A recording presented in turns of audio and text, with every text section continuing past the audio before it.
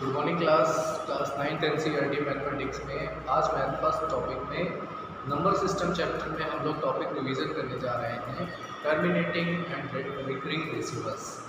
देखिए student, terminating decimals क्या होंगे और रिकरिंग डेसिमल्स क्या होंगे, इसके बारे में आज हम लोग एक बार रिवीजन करने जा रहे हैं। देखिए टर्मिनेटिंग डेसिमल्स ऐसे डेसिमल्स जिनको डिवीज़न करने पर ऐसे रैशनल नंबर जो डिवाइड करने पर उनके जो क्वेश्चन होंगे वो पॉइंट के बाद फिक्स नंबर पर फिनिश हो जाएंगे, तो ऐसे डेसिमल टर्मिनेटिंग डेसिमल्स होंगे। और रिकरिंग डेसिमल क्या होंगे? पॉइंट के बाद की जो डिजिट्स होंगी वो बार बार रिपीट होती हैं क्वेश्चन में, तो इसे रिकरिंग डेसिमल कहते हैं। अब जैसे यहाँ पर हमारे पास एक क्वेश्चन गिवन है, without actual division which of the following rational number are terminating decimal. आपको डिवाइड एक्चुअल डिवीज़न किए बिना ये बताना होगा कि इन रैशनल नंबर्स में कौन से रैशनल नंबर्स टर्मिनेटिंग डेसिमल्स को शो करते हैं। यानी इन रैशनल नंबर्स का अगर आप डिवाइड करते हैं तो कौन से रैशनल नंबर ऐसे होंगे जिनके आंसर टर्मिनेटिंग डेसिमल होंगे, यानी डेसिमल के बाद की डिजिट क्या होगी, फिनिश हो जाएगी क्वेश्चन में। तो टर्मिनेटिंग डेसिमल्स इस टाइप के डेसिमल्स होंगे। तो देखिए ऐसा चेक करने का जो मेथड होगा वो ये होगा, सबसे पहले हम लोगों को क्या करना होगा, यहाँ पर देखिए स्टूडेंट, यहाँ पर आपको ये रैशनल नंबर गिवन है और आपको बताना है कि टर्मिनेटिंग है या नॉन टर्मिनेटिंग। तो सबसे पहले आप यहाँ पर देखिए, जैसे हम इसका फर्स्ट पार्ट बता रहे हैं आपको, यहाँ पर आपके पास जो रैशनल नंबर गिवन है वो आपको 5.12 है। अब देखिए यहाँ पर इसका डिनोमिनेटर क्या है,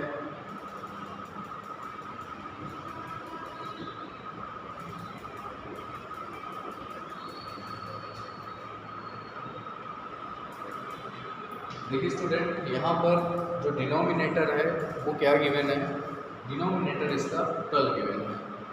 अब इसका जो डेसिमल होगा वो टर्मिनेटिंग है या नॉन टर्मिनेटिंग है, ये डिसाइड करता है डिनोमिनेटर के फैक्टर्स। डिनोमिनेटर 2 की पावर m इंटू 5 की पावर n के फॉर्म में अगर होते हैं तो डिनोमिनेटर इस फॉर्म में होने पर जो डेसिमल एक्सपेंशन होगा वो टर्मिनेटिंग होता है। और अगर 2 की पावर m और 5 की पावर n के फॉर्म में डिनोमिनेटर नहीं होंगे तो फिर इसका डेसिमल एक्सपेंशन टर्मिनेटिंग नहीं होता है। तो आइए हम लोग सबसे पहले डिनोमिनेटर को देखें। तो यहाँ पर डिनोमिनेटर है 12 और 12 के जब हम फैक्टर फाइंड आउट करते हैं तो स्टूडेंट 12 के जो फैक्टर होंगे वो होंगे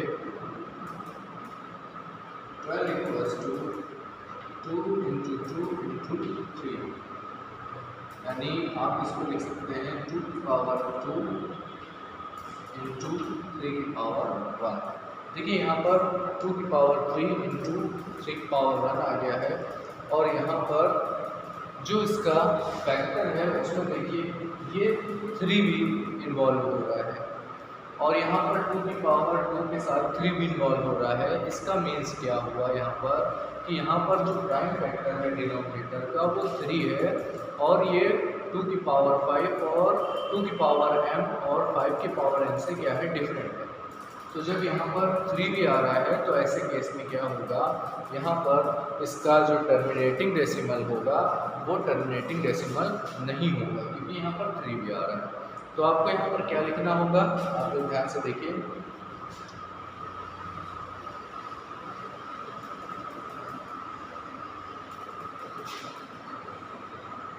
twelve has a prime factor 3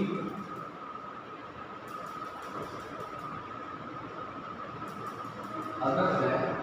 यहाँ पर देखिए प्राइम फैक्टर क्या है, 3,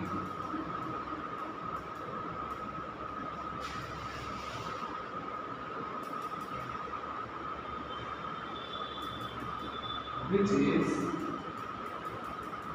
other than 2 and 5। ये क्या है 2 और 5 से क्या है अदर है। तो अब यहाँ पर आप देखिए कि यहाँ पर जो डिनोमिनेटर का फैक्टर है उसमें 3 भी इन्वॉल्व हो रहा है और 2 और 5 से अलग। तो आप क्या लिखेंगे, सो 5/12 इज नॉट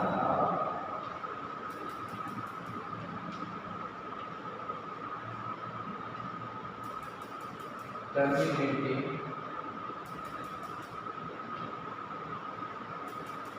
डेसिमल। यहाँ पर क्या है 5/12 टर्मिनेटिंग डेसिमल नहीं होगा। ओके, अब आइए हम लोग इसका नेक्स्ट क्वेश्चन देखें 11/24। देखिए स्टूडेंट्स 11/24 जब आप इसका सोल्यूशन लिखेंगे तो इसमें क्या करेंगे 11/24 यहाँ पर देखिए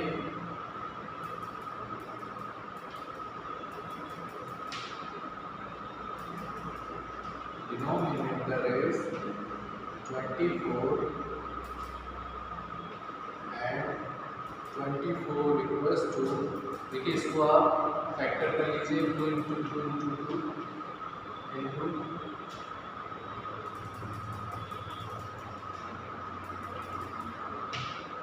2 इंटू 2 इंटू 2 इंटू 3, ये इसका फैक्टर होगा। इसको आप क्या लिख सकते हैं 2 की पावर 3 इंटू 3 की पावर 1। अब देखिए यहाँ पर ये जो डिनोमिनेटर है 24 हैज़ a प्राइम फैक्टर 3। यहाँ पर देखिए प्राइम फैक्टर क्या है 3, which is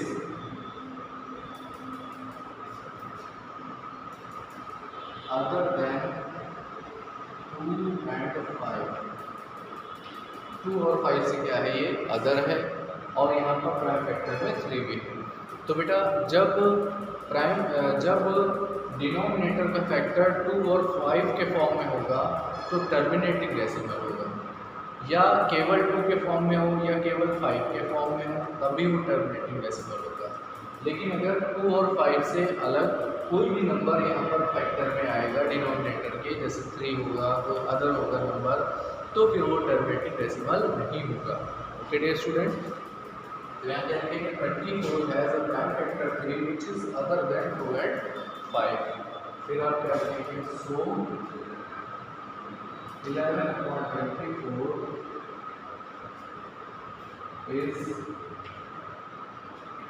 not a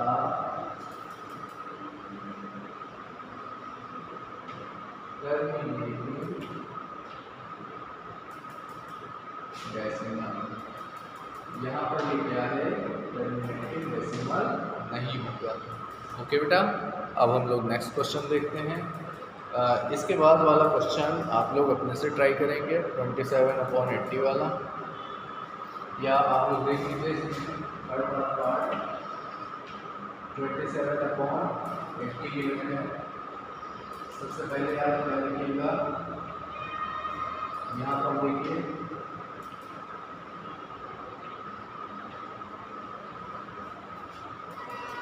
यहाँ पर डिनोमिनेटर क्या है 80 एंड 80 के आप प्राइम फैक्टर देख लीजिए।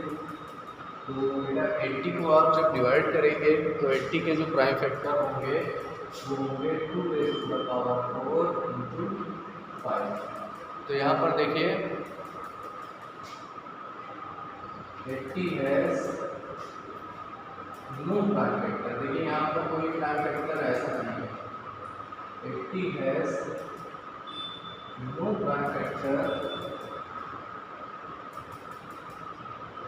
other than 2 and 5। 80 में ऐसा कोई प्राइम फैक्टर नहीं है जो 2 और 5 से डिफरेंट हो। तो 27/80 is a terminating decimal। क्या है स्टूडेंट, ये टर्मिनेटिंग डेसिमल का ऐसे केस में इसको हम क्या कहेंगे, ये एक टर्मिनेटिंग डेसिमल होगा।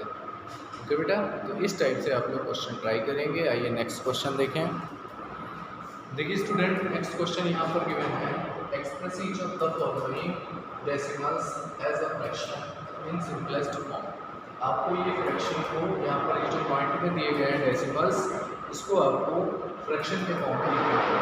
देखिए यहाँ पर बार का यूज़ किया जा रहा है और आपको पता है कि बार का मीन्स होता है ये नंबर बार बार रिपीट हो रहा है, यानी ये रिपीटिंग डेसिमल्स हैं। यहाँ पर 4 पे बार है, इसका मीन्स क्या है कि ये रिपीटिंग डेसिमल्स है।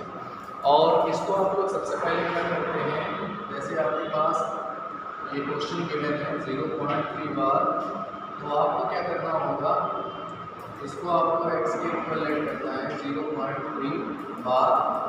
और बेटा जो बार है वो डिजिट रिपीट होगी यहाँ पर, तो इसको आप लिखेंगे 3 3 3 3। इस टाइप से देखिए ये डिजिट रिपीट होगी और ये इक्वेशन नंबर 1 लेट की जाएगी। उसके बाद देखिए स्टूडेंट, यहाँ पर बार सिंगल डिजिट पे यूज़ हो रहा है, तो जब बार सिंगल डिजिट पे यूज़ होगा तो आपको इस इक्वेशन में 10 से मल्टीप्लाई करना होगा। जब यहाँ पर सिंगल डिजिट पे बार यूज़ होगा तो आपको 10 से क्या करना होगा, मल्टीप्लाई। तो आपको लिखना होगा मल्टीप्लाई 10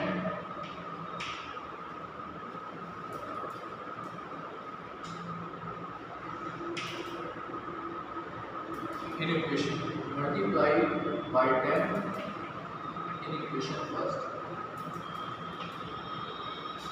इसमें आप 10 से मल्टीप्लाई कर लीजिए, 10x इज इक्वल्स टू, देखिए जब आप 10 से मल्टीप्लाई करते हैं तो ये पॉइंट एक डिजिट के आगे शिफ्ट होगा, तो ये आप 10 से मल्टीप्लाई करने का आप लिखेंगे 3.333 एंड सो, और ये equation number 2।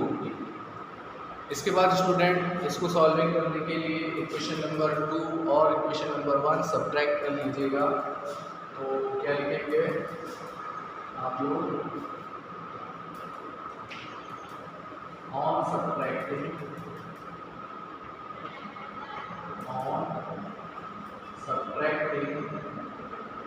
Equation 1 by equation 1 को इक्वेशन 2 से सब्ट्रैक्ट कर लीजिए। 10x माइनस एक्स, ये आपको वैल्यू मिलेगी 10x minus x is equal to, जब आप इन पॉइंट्स को सब्ट्रैक्ट करते हैं तो पॉइंट के बाद वाले पॉइंट के बाद 3 3 3 कैंसिल आउट हो गया, तो यहाँ पर 3 आपके पास रिमेनिंग बचेगी। यहाँ से आप 10x माइनस एक्स करेंगे, 9x equal to 3 and x equal to 3/9। इसको आप सॉल्व करेंगे तो आपके पास 1/3 यहाँ से वैल्यू मिल गई। इसको आप सिंपलेस्ट फॉर्म में चेंज कर लेंगे और x की वैल्यू क्या थी, 0.3 बार इज इक्वल टू 1/3। तो इस टाइप से हमको ये रिपीटिंग डेसिमल्स को आप रैशनल नंबर में कन्वर्ट कर सकते हैं। ओके डियर स्टूडेंट, तो इस टाइप के क्वेश्चन आज आप लोग रिवीजन करेंगे और अपना होमवर्क सबमिट करेंगे। Thank you.